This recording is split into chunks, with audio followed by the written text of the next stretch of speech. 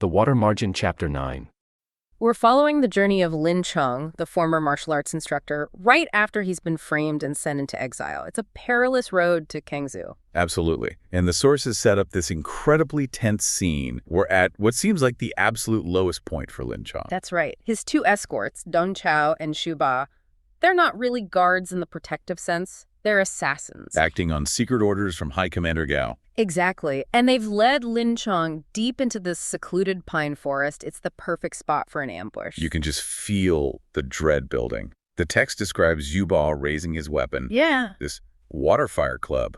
Sounds nasty. It is. Basically a heavy staff, probably tipped with metal. He's aiming right for Lin Chong's head. This is supposed to be the end for him. The moment corruption seemingly wins. But then comes this amazing interruption, like something out of a legend. Just as the club is swinging down, there's a sound like thunder. Whoosh, an iron staff comes flying in. Flies in like lightning, it says. Knocks Xu Ba's club right out of his hands, sends it flying to the ninth heaven. Just an incredible image. And then the rescuer steps out. The source describes him as a fat monk, black robe, carrying a precept knife, and that iron staff. This isn't just any monk, it's Lu Zhishen, the flowery monk himself. Ah, okay. Now, this is where it gets interesting, maybe even a bit counterintuitive. Lin Chong sees it's Lu Zhishen, his sworn brother, his Shikshong. Right. And Zhishen is understandably furious. He's ready to kill Dong Chao and Xu Ba on the spot. But Lin Chong stops him. He actually steps in to save the lives of the men who are about to murder him. Why? Doesn't that seem overly noble? Maybe even foolish. It's a really critical point about Lin Chong's character at this stage. He's still clinging to the structures of the system he knows, even a corrupt one. So he's thinking like an official, almost. Sort of. He explains to Zhishen, look, these two guys, they're just pawns. They're following direct orders from High Commander Gao, passed down through Lu Qian. Gao's the real enemy here. Precisely. Killing Dong Chao and Xu Ba wouldn't solve the root problem. In fact, Lin Chong argues it might make things worse, make Gao even more determined. And maybe fundamentally, it wouldn't be just in his eyes because they aren't the masterminds. Okay, that makes more sense in context. Zhishen, despite his rage, listens to his brother. He does, but his loyalty runs deep. It's not just a one-off rescue. Zhishen reveals he'd been worried sick about Lin Chong ever since their last meeting. That time they bought the knife together. That's the one. He couldn't find Lin Chong in the capital, Kaifeng, so he suspected foul play and secretly followed the escort party the whole way. He knew something like this might happen. So he was like a guardian angel, but a very intimidating one. Definitely. He even reveals he was at the same inn the night before. He overheard Dong Chao and Xu Ba clotting. He heard the whole thing. Yep. And he saw them deliberately trick Lin Chong into scalding his foot with boiling water to incapacitate him. Oh, that's just vicious. Why didn't Zhishen intervene then? He says the inn was too crowded. He didn't want a huge public scene or collateral damage. He was waiting for the right moment, a more secluded spot, like the pine forest. He needed to ensure the rescue was clean, in a way. Which brings us to his personal code, right?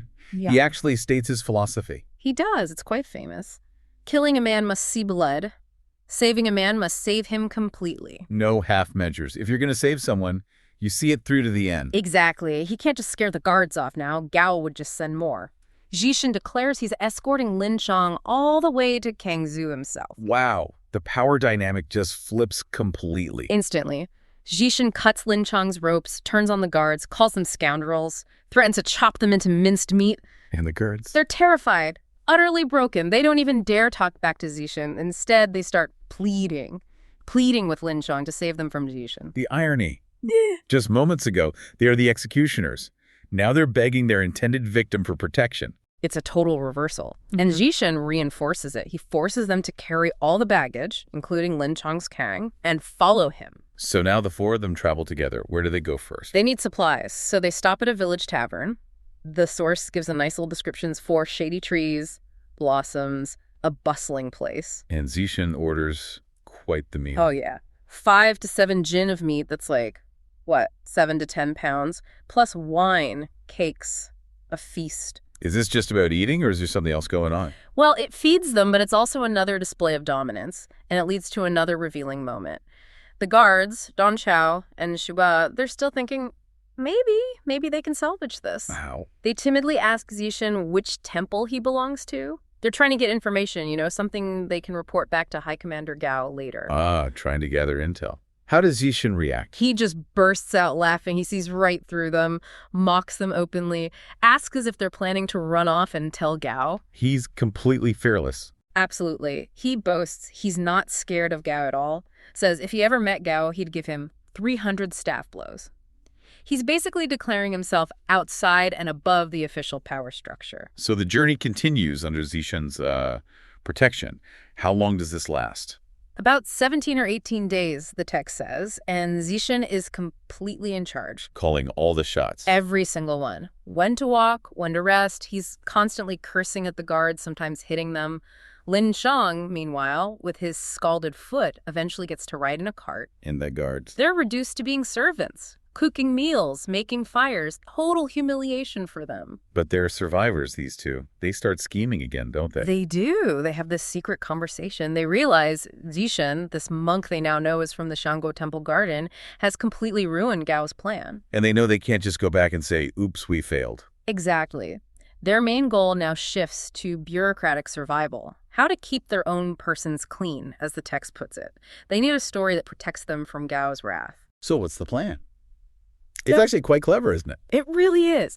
They decide to concoct a report saying Zhishen violently rescued Lin Chong and escorted him the whole way.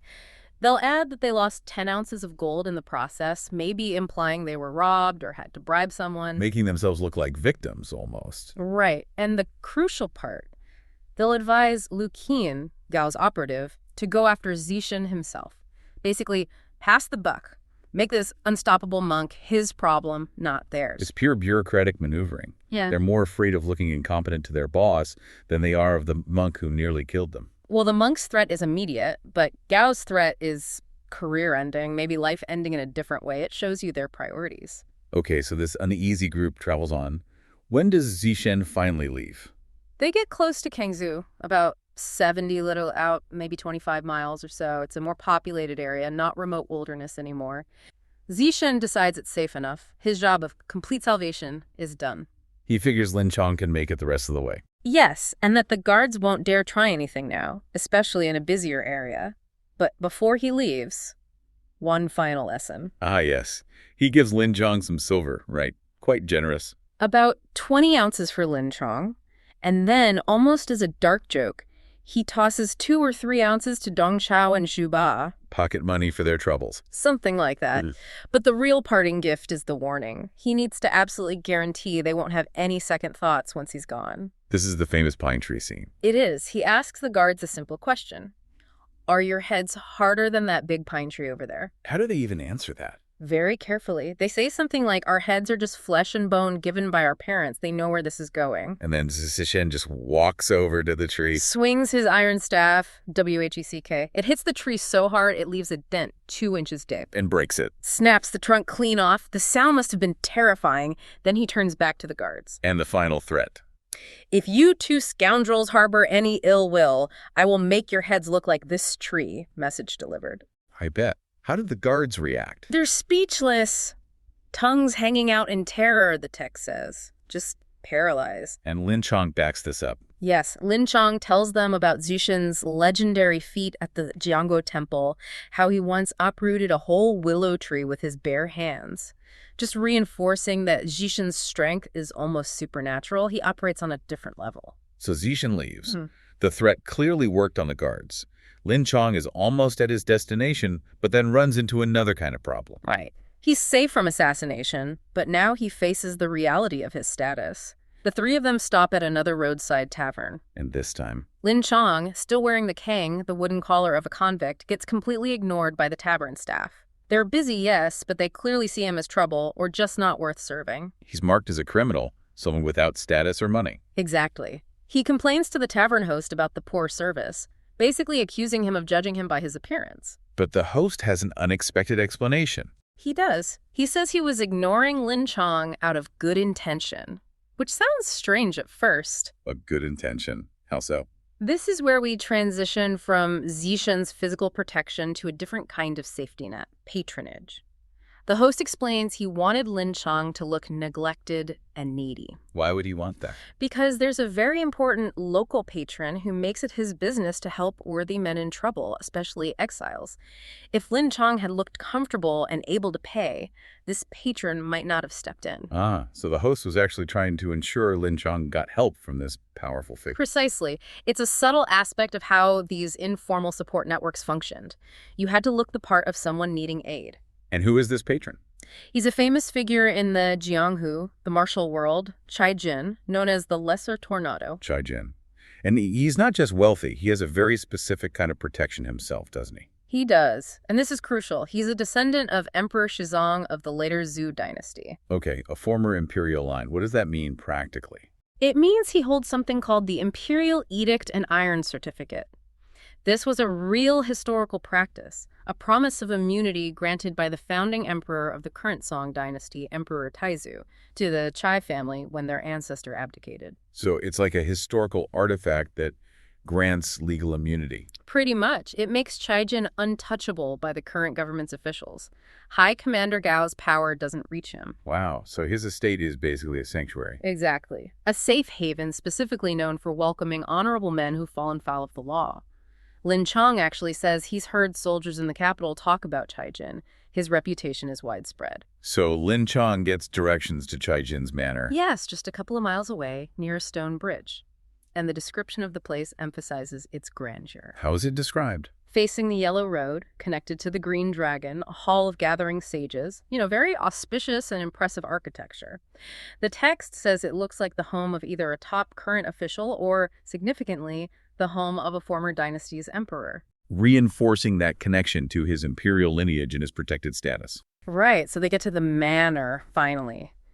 Expecting, I guess, some kind of reception. You'd think so. But the guys managing the estate, the Zhuangke, they just say, oh, sorry, the boss, Chai Jin, the Daguandran, he's out hunting. Chuai. Oof. And the text says Lin Chong feels unfortunate, Mei Fu. Yeah, and that's deeper than just, like, bad luck. Mei Fu is more like he feels he lacks the necessary destiny or blessing to actually meet someone important. He's genuinely about to give up right there. Ready to just turn around. Pretty much. But then fate or Fu steps in. They barely walk half a league, like maybe a quarter mile, and bam, they run right into the hunting party. And this isn't just, a couple of guys with bows. No, the description is wild. It's a spectacle. Wholly deliberate. It's all about showing power. Dozens of fast horses, bright flags, really fancy gear. Yeah, like the hats. Described like upside-down lotus leaves. Right, and tassels like blooming lotus flowers. I mean, who hunts like that? And the specific gear.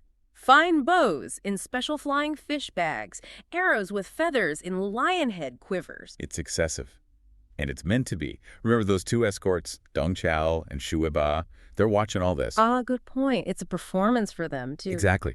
Chai Jin is basically signaling, look how rich and powerful I am. I'm like Emperor Wu out here. Yeah. He's telling those low-level state guys, I'm untouchable. If I protect someone, they stay protected. It's the price of admission for being a patron in this world, showing you have the clout. You got it. And the main attraction, Chai Jin himself. Okay, so what's he like? Riding this amazing snow-white horse, maybe mid-30s, got the classic noble look, dragon eyebrows, phoenix eyes. White teeth, red lips, wearing purple silk, a jade belt, very regal. Very. But then comes the absolute key moment, the thing that changes everything. Okay. Lin Chong goes from prisoner to honored guest. Chai Jin himself. He gets off his horse, he says his name, Chai Jin, and then he bows on the grass to Lin Chong. Wait, he bows first? To the prisoner in the keg? Goes first, apologizes for not welcoming him properly. Wow. I mean, think about that.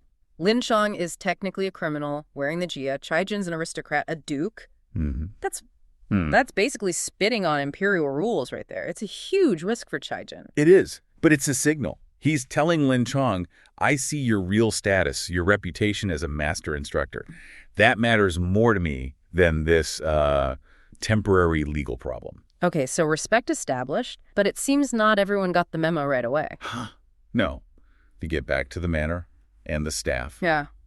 Well, they're still thinking prisoner protocol. So they bring out basic stuff. A plate of meat, some flat bread, wine, a measure of rice, and 10 strings of copper cash. Shiguan can. 10 strings of cash. Now that sounds like a decent amount, but in this context... Oh, it's peanuts. Yeah. For someone like Chai Jin, offering that is almost an insult. It's like tip money what you'd give a gate guard, maybe. Right. And Chai Jin sees it instantly. He blows up at his staff, calls them country bumpkins, says they don't know status. He rejects the whole offering, call it crude. So he overrides them. Completely.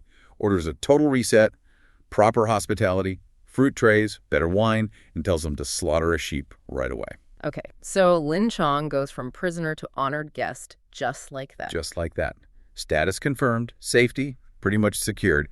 Right as they're settling in, enjoying the upgraded food and wine, Hong Jiao-tu is announced, the resident instructor. Ah, the competition arise. You can just feel the mood change. Oh, yeah. Instant tension. Hong strolls in. The text describes him with his headscarf tilted, chest puffed out. Pure arrogance. Doesn't sound friendly. Not trying to be. Yeah. Lin Chong, trying to be polite, does the proper bow the Chong way. And Hong. Ignores him. Completely. Won't even return the courtesy. It's a deliberate public snub. Wow. Okay, so he's making a statement. A big one. And then he doubles down, starts questioning Chai Jin out loud. Like, why are you making such a fuss over this pigeon, this common exiled prisoner? He actually says that. Oh, yeah. And then he basically accuses Lin Chong of being a total fake. Yeah. This guy's like him just pretend to know martial arts to lure out some wine, food, money, and rice. You see Jinchi Kilja. He's calling the Pantherhead a con artist, just trying to grift a meal. Pretty much. Hong sees his own position, his job as the local expert, completely threatened by Lin Chong's big reputation. This isn't really about skill yet, it's about turf. Professional jealousy, pure and simple. Exactly. And Chai Jin, he sees this, he probably expected it, and he realizes, okay, perfect. Perfect for what? A test. He agrees to Hong's challenge. Let's see you fight with staffs. Stingye Bankan. But Chai Jin says it's not just to see Lin Chong's skill. It's explicitly to silence that fellow's mouth. So the fight is basically a job interview. Winner stays, loser leaves. You got it. The stakes just got very, very real for both instructors. Okay, so they go outside to the open ground. And Lin Chong, he's smart here, right? He doesn't just go all out immediately. No, he's thinking tactically. He's probably thinking, wait, this Hong guy? He works for Chai Jin. Maybe he's his main teacher. I can't just, humiliate him right off the bat. Right, that could backfire. So he's cautious.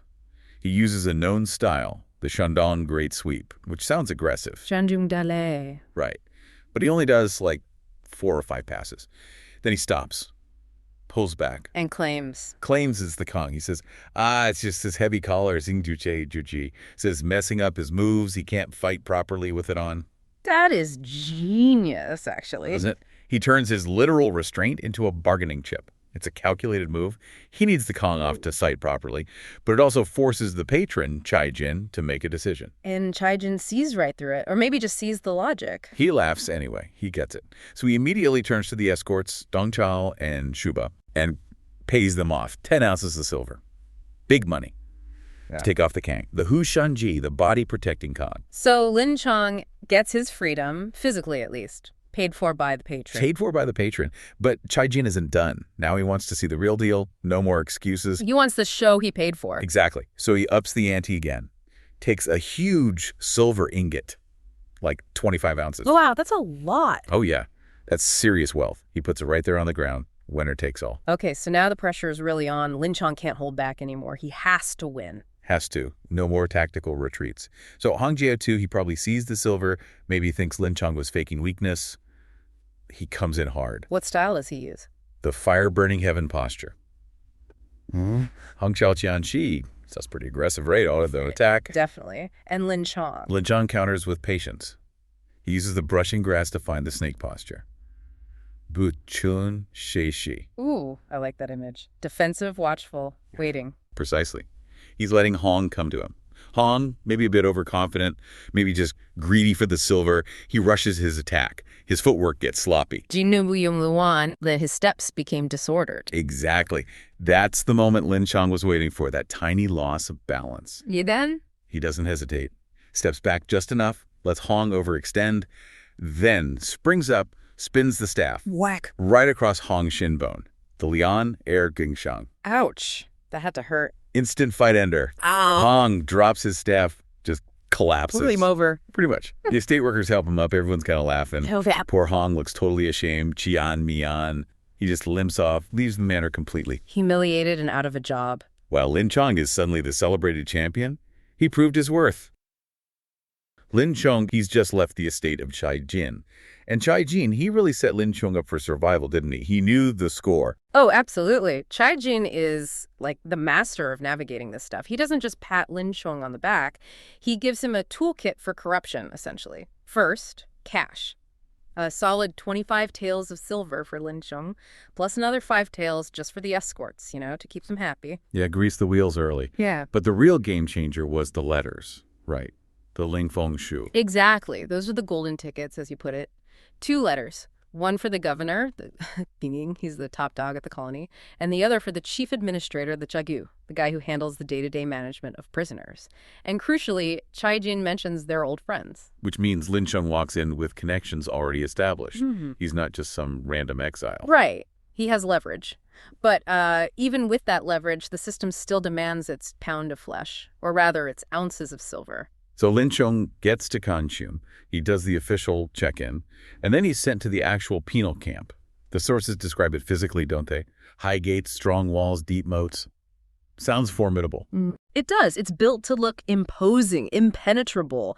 But honestly, the architecture isn't the main threat. It's the atmosphere inside. The people. What do the sources say about them?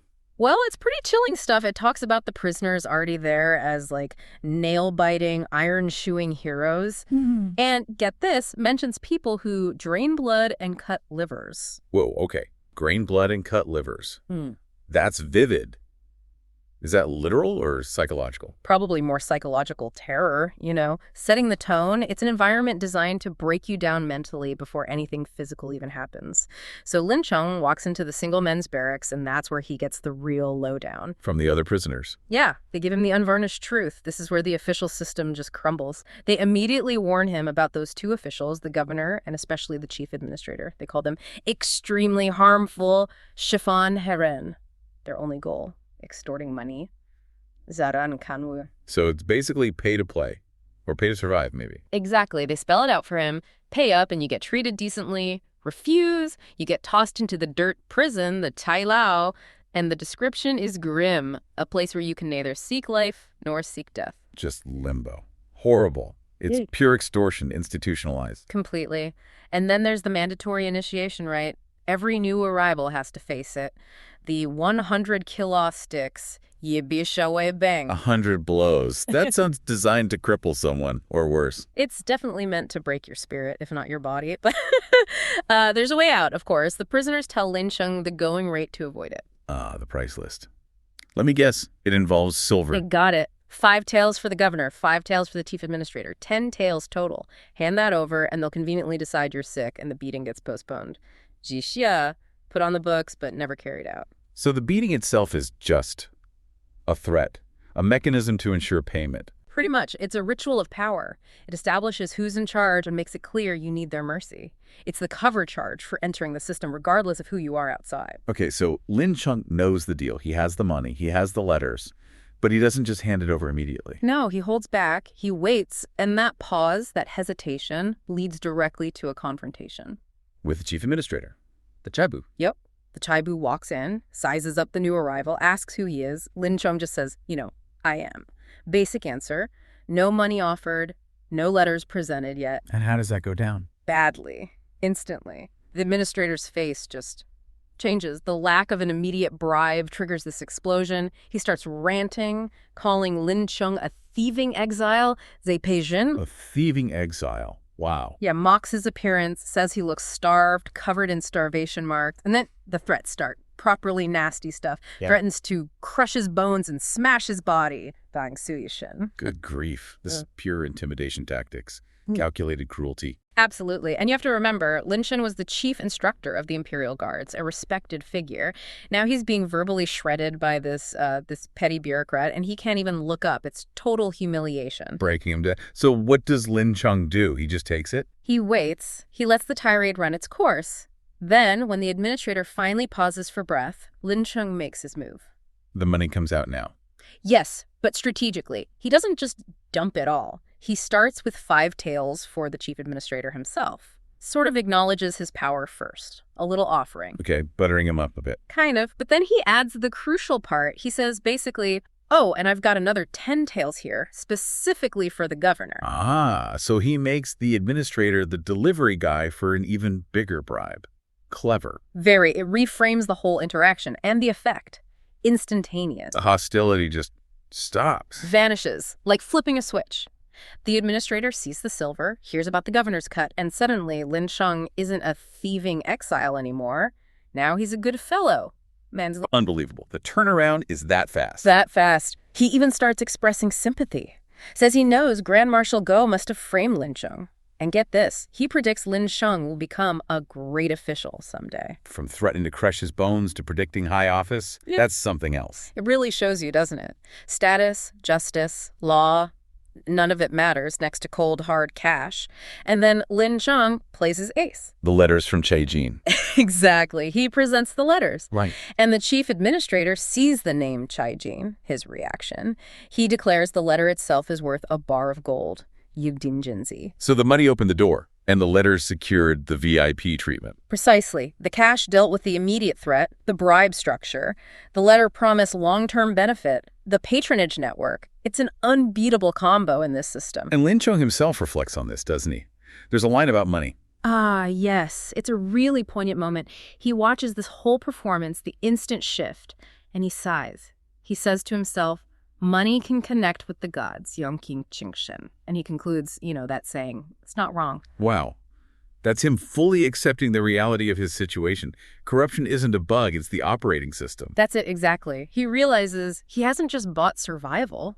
He's bought a workaround for the entire administrative process. But the corruption doesn't stop there, does it? Even within this bribe, there's more scheming. Right.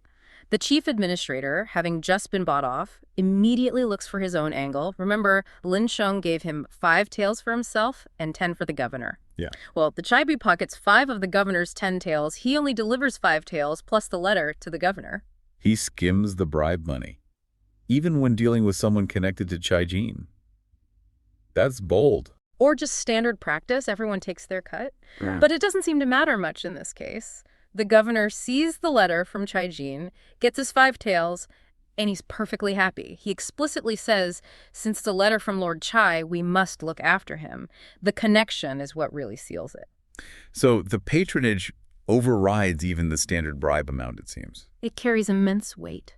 Now they just need to handle the formalities, the public display. Which means the beating. The 100 kilos sticks. Yep. When Lin Chong is formally brought before the governor orders the beating, has to look official. He even cites the law, says it's required by the old decree left by Emperor Taizu Vud, the founding emperor. Oh. So they quote the ancient law right before completely ignoring it. That's the ritual. You acknowledge the law to demonstrate that you have the power to grant exemption from it. It reinforces their authority. So the governor gives the order. And the chief administrator and the guards immediately step in. They play their part. They examine Lin Chong and declare he's clearly unwell, suffering from cold or illness. Jin Maofenghan. Convenient diagnosis. Very. And just like that, the governor agrees the beating should be postponed. Quan Ki Jixia. Formally noted, officially bypassed. The fix is complete. The system works. Just not the way it's written down. Exactly. And the payoff for Lin Chong is immediate. He gets assigned his duty. And it's the best gig in the place. Watchman of the Hall of Heavenly Kings. The Tian Wang Tang. What does that involve? Sounds quiet. Basically nothing. The chief administrator himself calls it the easiest task that saves effort. Di Yang Sheng Ki Li De Gudang. Sweep the place, burn some incense, that's it. While other prisoners are doing hard labor. Yeah, the text contrasts it sharply. Yeah. Says others work from morning till night or, are just rotting in that dirt prison. Lin Chong has gone from death threats to a cushy do-nothing job in a matter of hours thanks to cash and connections. And there's one final touch to his comfort package, isn't there? The collar. Ah, right. The heavy wooden collar that marks him as a prisoner. It's uncomfortable, degrading. Lin Chong pays the chief administrator, again, just 2 or 3 taels this time to have it taken off. So a little extra fee for extra comfort. You got it. And with that, his integration into the corrupt but comfortable side of the penal system is complete. The sources say he spends the next 40 or 50 days in relative peace. The officials leave him alone. Chai-jin keeps the support flowing, sending winter clothes, provisions. Lin Chong is actually so well off, he starts helping out some of the other less fortunate prisoners with his surplus. Quite the transformation, from near assassination to prison benefactor in a few short chapters.